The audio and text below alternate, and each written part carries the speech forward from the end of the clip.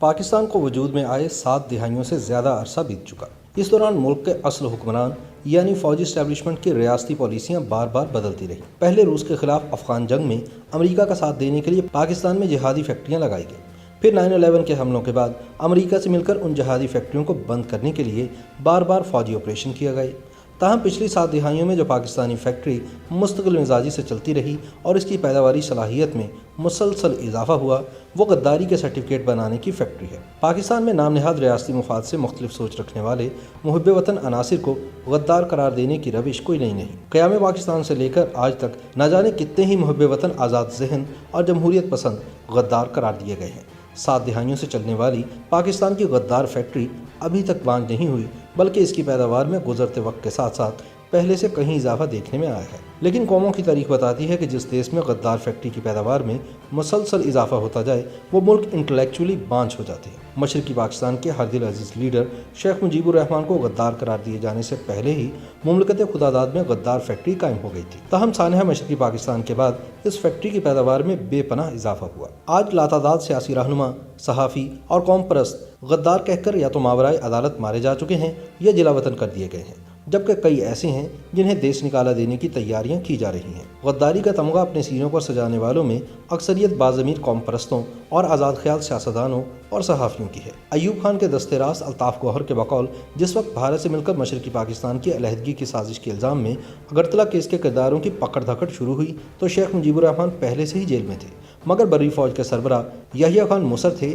کہ مجیب کا نام بھی ملزمان کی لسٹ میں ڈالا جائے۔ الطاف گوہر کے بقول مجیب کا نام ایوب خان کے کہنے پر ملزمان کی ابتدائی فہرست سے نکال دیا گیا، مگر بعد میں پھر شامل کر دیا گیا۔ اس مقدمے نے مجیب کو بنگالیوں کا ہیرو بنا دیا۔ ایوب خان کے خلاف تحریک نے زور پکڑا تو بعد از خرابی وسیار 19 فروری سن 1969 کو اگرتلہ کیس نہ صرف واپس لیا گیا بلکہ مجیب کی سیاسی بحالی بھی کرنا پڑی۔ مشرقی پاکستان کے سابق governor vice admiral retired Muhammad Ahsan کے مطابق بعد از انتخابات 28 فروری سن 1971 کو میں نے شیخ مجیب کو بلایا۔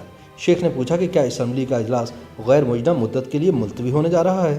میں نے کہا کہ خدشہ یہی ہے، تاہم یہ مختصر مدت کے لیے ہی ملتوی ہوگا۔ لیکن مجیب نے کہا کہ اسے یقین نہیں، پاکستانی حکام اسے تباہ کرنا چاہتے ہیں اور پاکستان کو بھی سلامت نہیں رکھنا چاہتے، لیکن تاریخ فیصلہ کرے گی کہ اس تباہی کا الزام کس پر دھرا جائے۔ جب سن 1946 میں ہندوستان کی عبوری کابینہ بنی تو جناح صاحب نے جن 5 مسلم لیگی وزراء کے نام وائسرائے لارڈ ویول کو بھجوائے تھے، ان میں دلت سیاستدان جوگندر ناتھ منڈل کا نام بھی تھا۔ یہ منڈل ہی تھے جنہوں نے سلہٹ کے ریفرنڈم میں دلتوں کے ووٹ پڑوا کر سلہٹ کو پاکستان میں شامل کروایا تھا۔ 11 اگست سن 1947 کو کراچی میں پاکستان کی دستور ساز اسمبلی کے پہلے اجلاس کے صدر بھی جوگندر ناتھ منڈل ہی تھے۔ وہ پہلی کابینہ میں قانون اور محنت کے وزیر رہے۔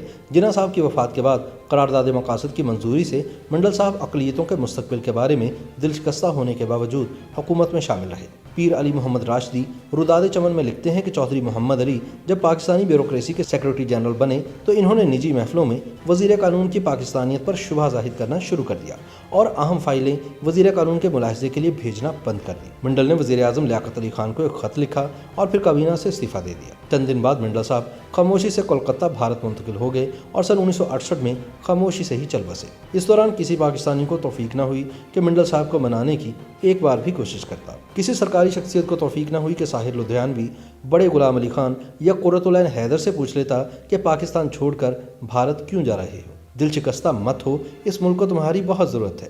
سعادت حسن منٹو بھی یہی طے کرتا کرتا مر گیا کہ پاکستان میں رہوں یا نہ رہوں۔ بعض لوگوں نے بہت کوشش کی کہ حسین شہید سہروردی اور فیض صاحب بھی پاکستان سے مستقل بوریا بستر لپیٹ لیں، مگر دونوں کی قوم پرستانہ ڈھٹائی آڑے آتی رہی۔ غفار خان کو بعد از مرگ جلال آباد میں دفن ہونے کے بعد اشرافیہ نے جبری پاکستانی کے طور پر قبول کر لیا۔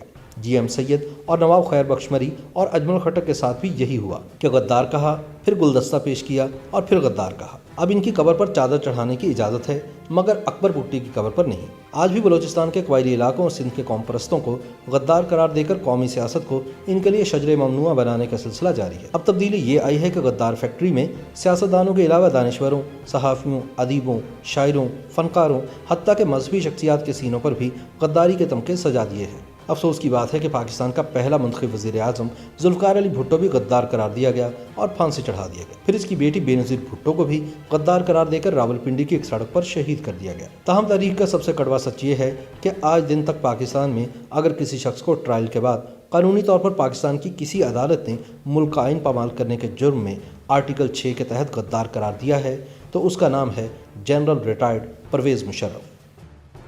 YouTube पर गूगली न्यूज देखने के लिए youtube.com की सर्च बार में गूगली न्यूज टीवी टाइप करें। गूगली न्यूज के पेज पर सुर्ख रंग के सब्सक्रिप्शन वाले बटन पर क्लिक करना ना भूलिए। YouTube पेज पर अपलोड होने वाली वीडियोस से बाखबर रहने के लिए बेल आइकन पर क्लिक कीजिए। आपको हर नई वीडियो के बारे में नोटिफिकेशन मौसूल हो जाएगा।